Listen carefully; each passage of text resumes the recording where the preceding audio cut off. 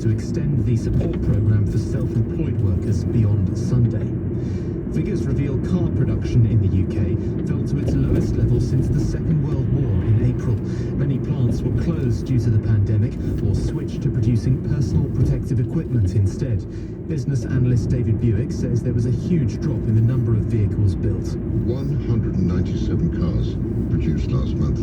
That's down from 70,971 in April 2019. There are signs, though, that Jaguar, Land Rover, Nissan and BMW are among the major manufacturers that shut their plants in March, and they are looking to open up as quickly as they possibly can. Protests have taken place for a third night in the US city of Minneapolis over the death of an unarmed black man at the hands of the police.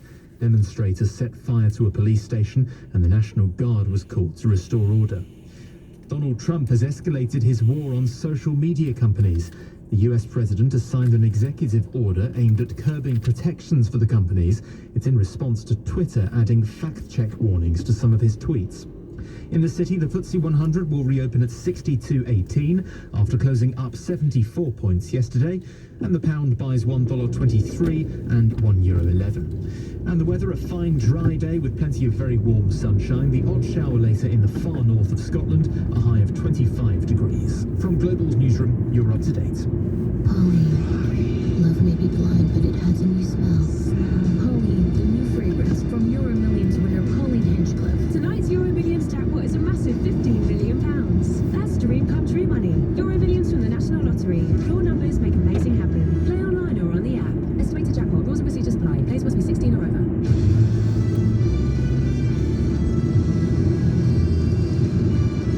This is LBC from Global, leading Britain's conversation with Nick Ferrari at breakfast. Good morning to you, 3 minutes after 7 on Friday, May the 29th. Time to ease lockdown across a not very United Kingdom.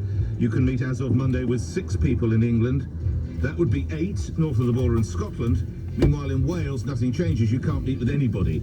We'll try and drill through to the detail of that. Are the bosses ready to dip into their pockets? That furlough scheme has to end. They will be expected to pay 20% of the furloughed wages. What will the reaction be as I launch my Get the Country Back to Work campaign?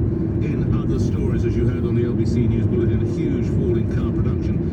The coronavirus crisis has closed factories. It's back to school as of Monday. We are out of school as they get ready for social distancing for kids. Exactly how that might work. And, well, joy for many.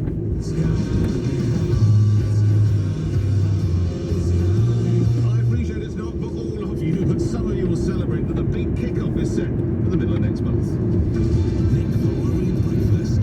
Call 0345 6060 973. Text 84850. Nick Ferrari at breakfast on LBC. As you heard on the LBC News Bulletin, and of course you would have heard yesterday with my colleagues, groups of 6 can meet outside from Monday. It's worth pointing out, actually, if you're listening in Scotland, that's probably better cheer for you. That can be 8. If you're listening in Wales, you're gnashing your teeth, I imagine, because as I perceive it, there's no change. But let's hear what we pick up what we heard from the Prime Minister, LBC's political editor, Theo Bushman. Fire up the barbecue, Nick, because on this Monday there is much better news for millions across the country who haven't seen loved ones for more than 2 months. A reminder that strict lockdown rules were imposed on March the 23rd. Everyone had to stay at home except to take an hour of exercise every day. The government relaxed those rules on May the 13th. You were still banned from inviting people to your back garden for a cup of tea. And if you did want to meet your mum and dad, you could only see one at a time in a local mum first while dad waits in the car, and then they could swap. But yesterday, Boris Johnson had some good news that there will be a significant easing of the restrictions from this Monday. I know the toll the lockdown has taken on families and friends who have been unable to see each other.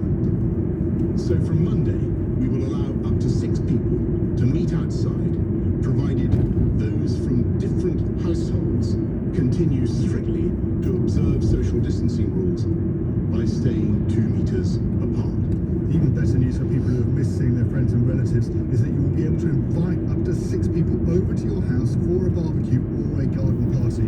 At the moment, as you know, people can meet in parks, but not in private gardens, and this was a cautious first step. But we know that there is no difference in the health risk. So we will now allow people to meet in gardens and other private outdoor spaces. The Prime Minister said that for many it will be a joyous moment. These changes mean that friends and family can start to meet their loved ones, perhaps seeing both parents at once or both grandparents at once. And I know that for many people this will be a long-awaited and joyful moment. But in terms of having parties indoors or having people into your house, the Prime Minister said that remains strictly off limits. However, if you live in a terrace home, you can invite people into your home if you want to access the garden or a roof terrace, and guests will be allowed to use the loo. That's a very important detail. And it remains the case that people should not be inside the homes of their friends and families, not inside the homes of your friends and families, unless it is to access the garden, to get to the garden. And I remember they stressed that you need to disinfect as you go into the Yes. loo, disinfect as you come out of the loo, and Provide hand sanitizer. Provide hand sanitizer. So that's well, the supermarkets are obviously going to be bombarded, I'd imagine, this weekend with people buying burgers and sausages and buns, and good luck to them. But I seem to recall on Monday when there was a storm brewing concerning certain events within the Conservative Party and their advisors, you and I suggested, why doesn't It was your suggestion. Yeah, just you let take the them credit. You take the credit. But we're just let them have a barbecue and then forget about it. and now we've got the barbecue. Open the pubs. But just one other thing, Yes, hugging remains banned. Very important detail from the government, and you must stay 2 meters apart. And if you're shielded, 2 million people are shielded with underlying health conditions, that continues to remain in place. So if you've got one of those letters from the government, you're not allowed to go to your side. And we're looking at that actually later in the show, because that shield, some of those poor souls now have been shielded for the best part of 3 months, and Yes, and it continues. And it continues, and it's likely that the government announced earlier this month to continue beyond July. Theo Ashton, LBC's political editor, reporting. Now, what of the psychological impact? The government has done an outstanding job, and I don't, this is not critical at all, in genuinely in scaring you into staying at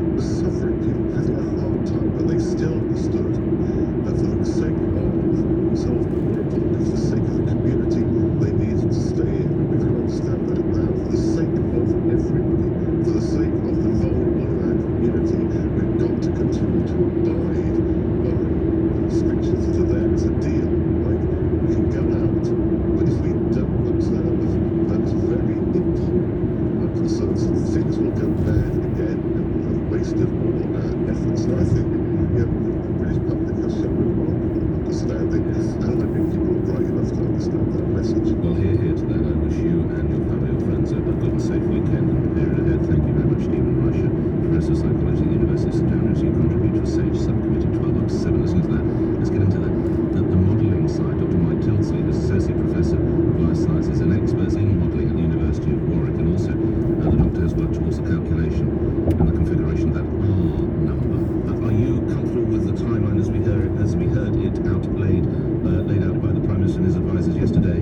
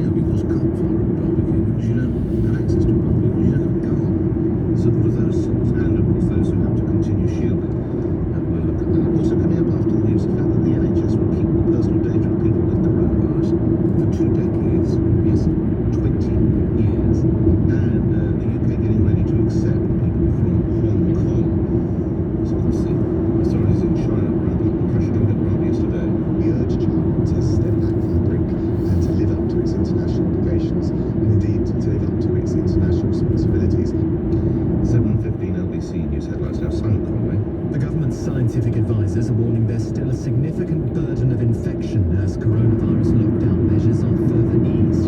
Transport for London has announced limits on the number of passengers allowed on buses to minimise the risk to drivers. And figures show just 197 cars were made at UK factories in April, the lowest since the Second World War. LBC weather, most areas warm and sunny, a high of 25 degrees. LBC Travel, I'm Joelle. We're very slow on the M11 southbound between junctions 5 at Loughton and the North Circular Road, and that's because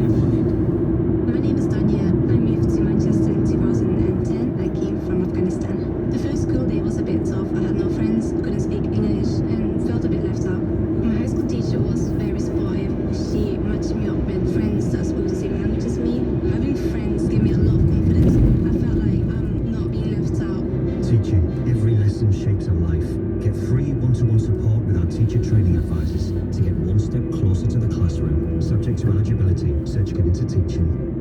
Nick Ferrari at breakfast on LBC. With Zero, accounting software for small businesses that works anywhere you do. 7:20 getting ready. Of course, taking on board Fire Up the Barbecues are some of the headlines. Not all of you can. As of Monday, we'll take your reactions to the easing of lockdown in a moment, and you'll be the first caller on that. If I told you so, I'm 7:20 if I haven't. And of course, every weekday morning around this time, I give you the current state concerning coronavirus. And I sense when we come back together on Monday, God willing, we'll be looking perhaps at 6 million. Currently, it's 5,909,677 confirmed cases, of which 362,102 have succumbed to the symptoms. To the United Kingdom, the coronavirus case is 269,127. And we say that it's up around several thousand, so it's 7,000, of course, each day. The deaths, 37,837. That was a lift yesterday of 377. And condolences if those figures, as I read them out, in a crude fashion, affect you personally. Let's take you through the front pages of the newspapers, and I would suggest the news management team at Number 10 have done quite well, as we've been talking about earlier in the week. I suggested they would open the pubs and let us all have a barbecue. They've opened the shops, we'll all have a barbecue from Monday, and papers are rejoicing. Can't wait till we meet again, is the Daily Express. It's Happy Monday, is the Daily Mail. But the joy of 6 is the front page of I. The Metro, the biggest red newspaper, not selling, the biggest red newspaper in the land. Foreman Orderly Barbecue. There we go, you see. The Daily Telegraph, family and friends will reunite at last, says PM. The Times, PM eases lockdown, friends and family. The Daily Mirror, families reunited. The Sun, again, equally upbeat, but they go, understandably, when you think of their readership, they go for the fact that football's coming back. And we'll give you more details of how that will work, by the way, in the middle of June. Back of the net, and there's a couple of the big Premier League stars cheering on the front page of the Sun newspaper. The Financial Times says Britain opens doors to citizenship for 300,000 Hong Kong residents, and we're going to be speaking more on that in just a moment. So it's just the Guardian left, ploughing the furrow of you-know-who. Yes, the story that has well and truly moved on. Dominic Cummings and the Guardian choosing to tell us that the Prime Minister stands by advisor after police say he may have breached rules. I don't know if you, like me, saw the press conference yesterday where at least the first 4 or 5 journalists all went on the line concerning Mr. Cummings. Why? It's moved on. It's not going. They've just talked about easing lockdown. Your viewers, the viewers, are seeking more details on how that will work, such as, if I go to someone's house, can I use the loo? Am I meant to take my own toilet facilities? How is that meant to work? And you go, do you honestly think, you numbnuts, that if you phrase the question, the Prime Minister is going to say, do you know what, Robert? You're absolutely right. I'm going to fire him. Just think of what's in the interests of your viewers who want to know how this lockdown applies to them, not you trying to think that you're scoring some points among your colleagues, would be my point. And in Guildford, are you looking forward to, well, let me ask first, have you got a barbecue? Good morning. No, I haven't, but my big question is, can I go and visit my family 90 miles away? Can you go, are you in the vulnerable, sorry to be personal, are you in the vulnerable group? Sorry, Lana. I'm in the over 70 group, well over 70. No, do you have any, you don't have to, but do you have any underlying health conditions? No. Right, okay, so you're healthy, 70 plus, good luck to you, madam. And you want to know if you can go 90 miles to see what, your family or your grandchildren? I want to visit family, grandchildren, Yes. yeah. But my understanding is, and I know someone will correct me, you can, but you can only wave at them through glass or stand 2 meters apart. That's fine, I could go to their garden, they've got a big garden. Yeah, go for your life. I can go for it. Go for your, well, hang on, everybody, I'm looking, well, my colleagues have all gone deaf. I think I've got the interpretation of that right. This lady of 70 plus can go to her grandchildren's house and sit in the garden, in the back garden, in the same garden. Yes. Yes, you can. Oh, great. Okay. Oh, that's great news. What a wonderful start to the day. Okay. Thank you. All right. Okay. God, I hope I've got that right. Thanks, guys, looking at you. I mean, some kind of sign would have helped, rather than just looking at me like stunned mullets. Let's move to other stories. If that woman gets arrested, it's on your conscience, okay? Not mine. Okay? Not me, love. You. Because I asked you, and you all look like you, I don't know, were speaking in another language. Speaking of forked tongues. God, I hope I'm not going to get that woman arrested. 7:44 is the time. To other matters equally as grave. The issue in Hong Kong